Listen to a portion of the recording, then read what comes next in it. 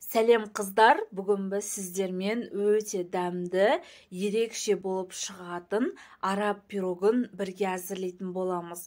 Видеоны тамашаламас бұрын менің арнама жазылып, лайк басып, өз ойларыңызды комментарияда қалдырып, қоңыраушаны басып кетуді ұмытпаңыздар. Ең алдымен бізге 7 дана тауық аяқтары қажет болады.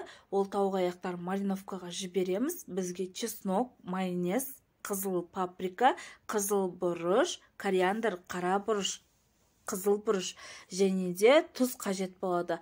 Барлығын бір араластырып, мариновкаға бөлме температурасына жоқ дегенде 20 минутқа қалдырамыз. Менде 2 сағат тұрды. Өздеріңіздің қалауларыңыз бойынша суға, не болмаса майға, не болмаса духовкаге пісіріп алсаңыздар болады. Толық пісірмейміз. Духовкаде мен 20 минуттай ұстадым. Және де бізге пюре керек болады. Ол үшін 2 данадан 4 данаға дейін өздеріңіздің қалауларыңыз бойынша картошканы суға қайнатып аламыз. Қамырын дайындауға кірісеміз. Бізге 200 грамм сары май және де 500-600 грамм көлемінде ұн қажет болады. Сары майдың орнына маргарин қолдансаңыздар да болады. Жақсылап крошка күйіне келгенше, бір келкі болғанша араластырамыз. Үстінен 1 дана жұмыртқа, жұмыртқаның ағы, айран, не болмаса майонез, өздеріңіздің қалауларыңыз бойынша сметана, 10 грамм разрыхитель, тұз, барлығын салып, тағы да бір араластырып аламыз. Массамыз бірігуі, яғни бір келкі болуы қажет. Қалған ұнымызды салып, жұмсақ етіп қамыр елейтін боламыз. Қамырымыз қатты болып қалмауы қажет. Сондықтан онды өздеріңіздің көз мөлшерлеріңізбен саласыздар. 20 минутқа бөлме температурасына тындырып қоямыз. Пюремізге тұз, қалауларыңыз бойынша сары май, менде топленый сары май, соны қостым. Барлығын араластырып аламыз. Қамырды 2-ге бөліп, бірінші бөлігін осылай домалақ етіп жайып аламыз. Қамырымыз дайын.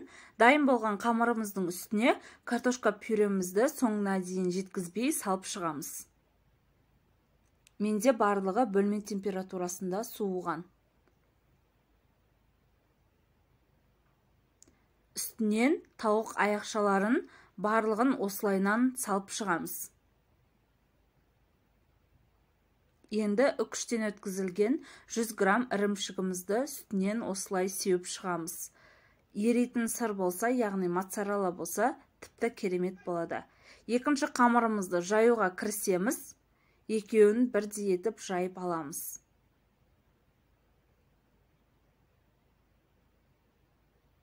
Үстінен осылай жауып, шеттерін жақсылап бекітіп шығамыз.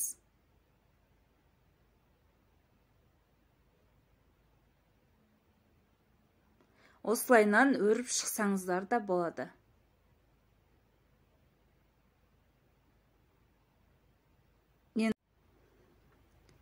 Аяқшаларымызға осылай фольганы орап шығамыз. Суы шығып кетпеуі қажет. Мінекей дайын болды. Енді үстіне жоғарыда алып қойған жұмыртқамыздың сарысын бір келкі етіп, барлығын жағып шығамыз.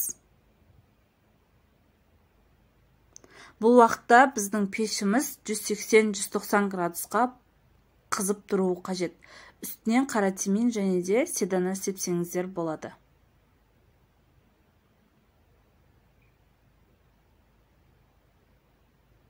Духовкаге жібереміз, және де қызарып піскенше духовкаде қалдырамыз. Мінекей біздің өте дәмді пирогымыз дайын. Ішін кесіп көрсетемін. Менде сыр сулугуни болды. Қатты ерімеді. Сіздер қаласаңыздар моцарелла пайдалансаңыздар да болады. Бірақ өте сочный болып шығады. Жасап көріңіздер, жақындарыңызды қуантыңыздар. Каналға жазылып кетуді ұмытпаңыздар. Астарыңыз дәмді болсын.